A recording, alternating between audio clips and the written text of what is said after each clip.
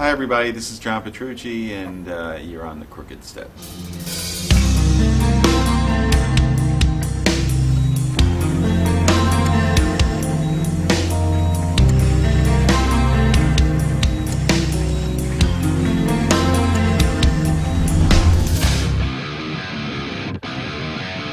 Cool. Yeah, it's really good. We have about a week left, and we have 3 great bands with us, and it's great playing with Opeth every night. I love them.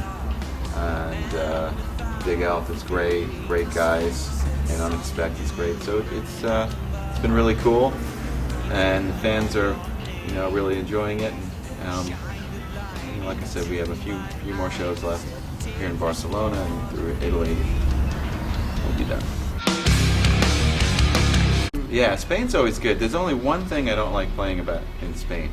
Is they put a lot of the concerts in bull rings, and it's really not good for concerts because the floor is dirt, and it's very echoey. So the only thing I wish they would do is have like a proper arena that would sound good. The whole bull ring thing. We played last night in Madrid, and it's just like being in an echo chamber. It's too much reverb and stuff. But the Spanish fans are really great fans. They're 2 different things. I really enjoy both. Like the studio is great because it's such a creative time. I love to write, I love to produce, I love to play guitar and see a song start from really nothing and grow into this whole piece. I love that. But live is cool too because I'm a guitar player that loves to play with my sounds and new gear and new guitars, and there's a certain feeling about playing those songs in front of the audience that's really cool. If I had to pick one, it'd probably be the studio, but I really enjoy both. No, I see myself, I've been playing, for example, with John Mayung since we were in middle school, like teenagers, so it just seems like we're the same kids, a little bit older, and it's pretty amazing that people really have embraced our music and that we have such a successful career all around the world. It's really fantastic, so we're humbled by it. Nobody feels, that rock star type of thing. We're really not that kind of a band anyway. We're pretty even people, pretty grounded people. There's no drugs or drinking. We're pretty boring. And we put all of our focus and all of our energy into the music, into trying to play as good as we can. We're always practicing backstage and constantly going over parts, and we talk about it before we go on stage, we talk about it after we go on stage, about what was not exactly right and on the challenges. So we focus really all of that energy into trying to play the best that we can. Well, I did a solo album in 2005, which is called Suspended Animation, and that was a lot of fun to do. And subsequently, I did a bunch of G3 tours and stuff, which is also fun. Like you said, my main priority is Dream Theater. I will do another solo album, but it's something that I kind of do as a side enjoyment thing. The fact that people dig it and they like it, that's cool too. But the focus has been all these years really, for everybody in the band, keeping Dream Theater the priority. Yeah, I like to do that sometimes, and the good thing is that I can do that. If Jordan and I want to do another concert, we can do that very easily. So the good thing about having a career is that I'm able to do, if I wanted to do something jazz, I can get together with jazz guys. But between Dream Theater and Liquid Tension Experiment and my solo albums, it's very fulfilling. I don't feel like I need to go out there and do an acoustic gypsy album or anything. I feel very musically fulfilled. It depends on the album and the songs and my mood. The Fiction was on Systematic, and Black Clouds is all nonfiction. It's all real stories, things that happened to me.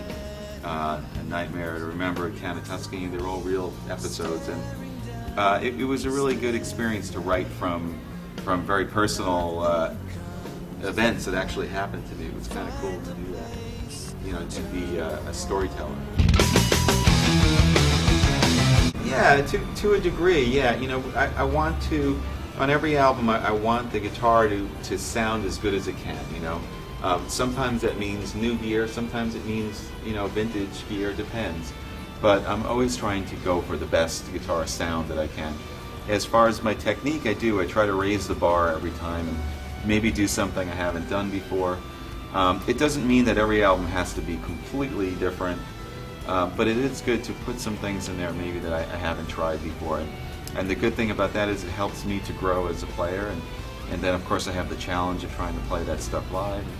I think it's important to constantly challenge yourself and not be complacent, not be lazy.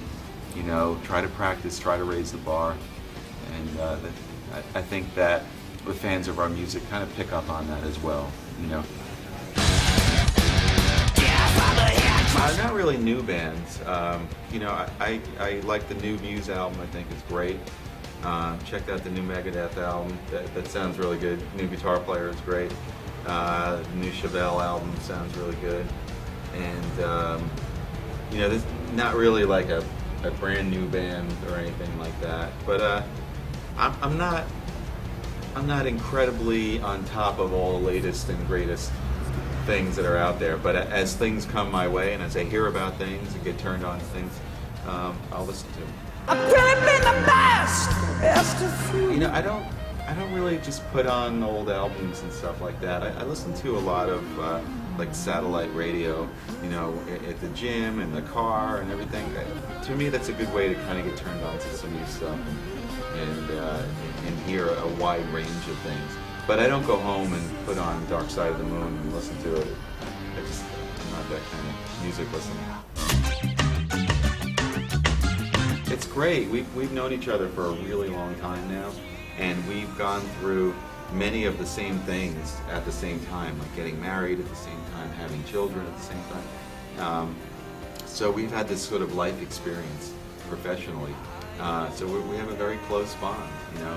Personally, musically, professionally, it's our family, you know. Used to be frightened of dying. You know what? We always like to keep those thoughts to ourselves, and you know, when it comes out, then you'll see. But with all the albums, you'll notice that we never really talk about it before we do it. So who knows? Well, the thing is, you know, as an artist, as soon as you tell somebody, I'm going to do this, then everybody starts to think, and you get like lots of speculation, lots of expectation, lots of pressure. You better not to say anything, and we'll see what happens on the next one. Well, this Progressive Nation leg is going to end in Slovenia, I believe, on maybe Saturday, a week from today. And then the next part of the tour takes us to New Zealand, which we've never played there before. This should be fun. And we'll be in Australia as well. And the new year will take us into South America, and you know, and we'll see what happens from there.